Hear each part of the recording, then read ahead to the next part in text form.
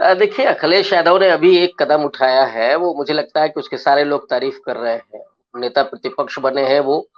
लेकिन अब अगले कदम का इंतज़ार है कि क्या वो नेता प्रतिपक्ष रहते हुए जो उत्तर प्रदेश के बुनियादी मुद्दे हैं, उन पर सरकार को घेरेंगे और किस तरह से घेरेंगे।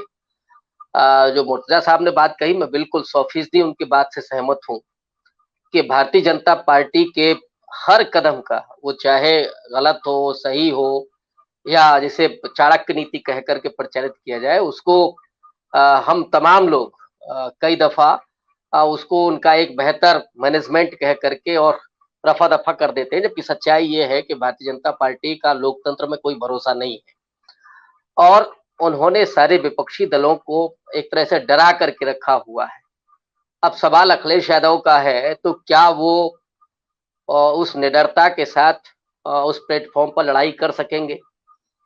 हालाँकि हम लोगों ने जितना देखा है अखिलेश यादव को कि वो जो भी पॉलिटिक्स कर रहे थे, अगर 6 महीने पहले को हम देखें, तो वो आम तौर पर अपने घर से और ट्विटर पर ज़्यादा से ज़्यादा ट्वीट कर रहे थे और दलितों के मुद्दे पर भी, किसानों के मुद्दे पर भी वो वहाँ नहीं पहुँचते हैं जहाँ उनको पहुँचना चाहिए।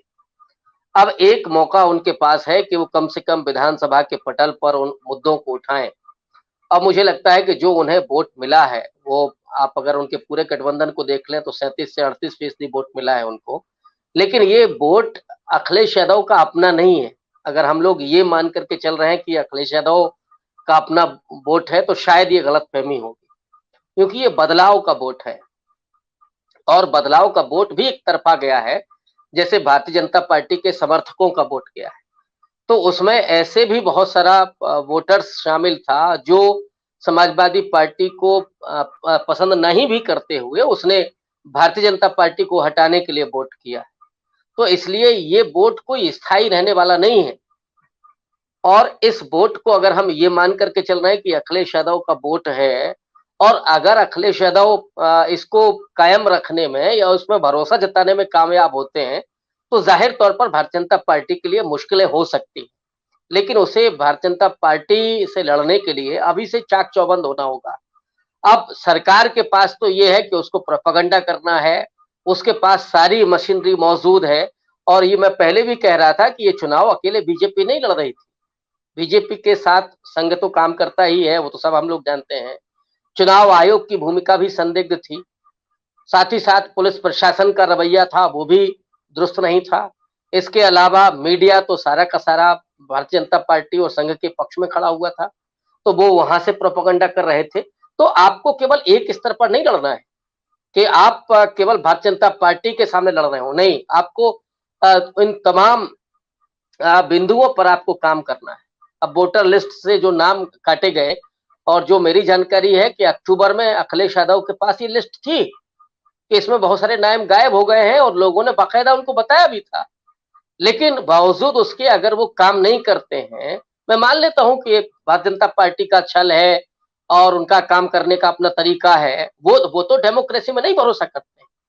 लेकिन ऐसे तानाशाहीपूर्ण पार्टी से लड़ने के लिए भले ही वो केवल एक चुनावी डेमोक्रेसी बची हो, लेकिन उसमें भी एक उम्मीद है कि आप उस चुनावी डेमोक्रेसी को तब्दील करके एक वास्तविक डेमोक्रेसी में आप ले आ सकते हैं। तो उसके लिए आपको ज़्यादा मशक्कत करनी पड़ेगी, ज़्यादा मेहनत करनी पड़ेगी। अब अगर हम थोड़ा-सा इतिहास में जाएँ और याद करें अंग्रेज़ों के ज़माने को, उसमें गांधी से लेकर के और अम्बेडकर तक, भगत सिंह के से लेकर के और मौलाना आज़ाद तक तमाम सारे नाम लिए जा सकते हैं। क्या वो अगर ये सोच कर के बैठ जाते कि नहीं साहब अब अंग्रेज़ जब जाएँगे तब जाएँगे, हम इंतज़ार कर रहे हैं। तो उन्होंने अपने तय उसका जवाब दिया, उन तमाम कानूनों को तोड़ा और कहा गांधी जी ने कि हाँ, मैंने ये कानून तोड़ा है, जो आपकी सज़ा बनती है वो आप दीजिए। लेकिन विपक्ष के किस नेता में ये हिम्मत हो रही है?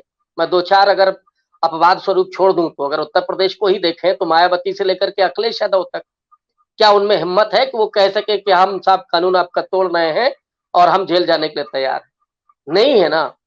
इसलिए अखिलेश यादव के लिए ये उम्मीद पैदा करना कि नहीं साहब वो भारतीय जनता पार्टी को रोक पाएँगे, मुझे नहीं लगता है। हाँ, ये ज़रूर है कि उस वक़्त तक अगर मान लीजिए कि अखिलेश यादव एकमात्र विकल्प के रूप में रहते हैं और लोगों पर आतंक और ज्यादा बढ़ता है, सरकार का जुल्म और बढ़ता है, तो ये हो सकता है कि ये जो परिवर्तन का वोट है वो 38 से जा करके 42 हो जाए, तो बीजेपी का कम हो जाए।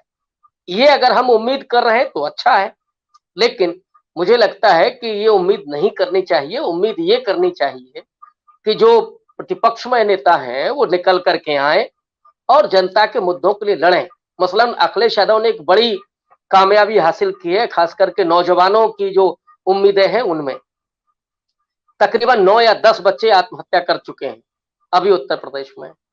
और ये बात हम तमाम लोग अनेक प्लेटफॉर्म पे कह रहे हैं कि अखिलेश यादव को इस वक्त चुप्पी नहीं साधनी है। अगर वो इलाहाबाद जाकर के, जहां पर सबसे ज्यादा प्रतियोगी छात्र हैं, वहीं पे ज्यादा आत्महत्याएं हुई हैं, वहां जाकर के अगर बच्चों को थोड़ा भरोसा देते, प्रेस कॉन्फ्रेंस करते, तो एक एक मुद्दा बनता और वो ये कहे कि हम पटल पर बराबर लड़ेंगे नौजवानों के रोजगार के लिए, सरकारी नौकरियां हम निकलवाएंगे, वरना हम लड़ेंगे। और अगर नहीं ये होता है तो अगली बार जब हम आएंगे तो भले ही हमको उम्र बढ़ानी पड़े, लेकिन हम बढ़ाएंगे, लोगों को नौकरियां देंगे और बच्चे कोई गलत कदम ना उठाएं। तो वो जो उम्मीदें हैं उन नौजवानों की वो बरकरार रहेंगी। ये आपको काम करना पड़ेगा, ये कोई दूसरा आकर के नहीं करेगा। अगर इसमें वो कामयाब होते, ये मैंने सिर्फ एक उदाहरण दिया, बहुत सारे मुद्दे हैं। महंगाई पर अभी क्या अखिलेश यादव ने स्टैंड किया है? कांग्रेस ने कम से कम दिल्ली में तो प्रदर्शन किया है, लेकिन समाजवादी पार्टी का तो मुझे नहीं दिखा। तो आप हर इश्यू पर अगर नहीं खड़े हुए, ट्वीट से नहीं काम चलेगा। और ये सोच करके कि 6 महीना बचेगा, हम आएंगे और तैयारी करेंगे और रथ पर सवार हो जाएंगे और जनता हमको वोट दे देगी, तो ये गलतफहमी है। उनके जो आसपास के जो चंगू मंगू हैं वो यही समझाते हैं कि साहब देखिए, लोग जब परेशान होंगे तो आपको वोट कर देंगे। ऐसा होने वाला है नहीं।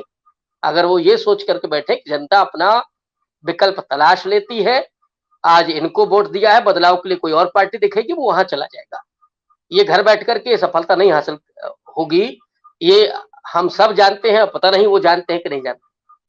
और आप हमसे जुड़े रहने के लिए सब्सक्राइब करें YouTube पर, फॉलो करें ट्विटर पर और लाइक करें Facebook पर। और ज्यादा जानकारी के लिए आपको टाइप करना होगा सिर्फ न्यूज नशा।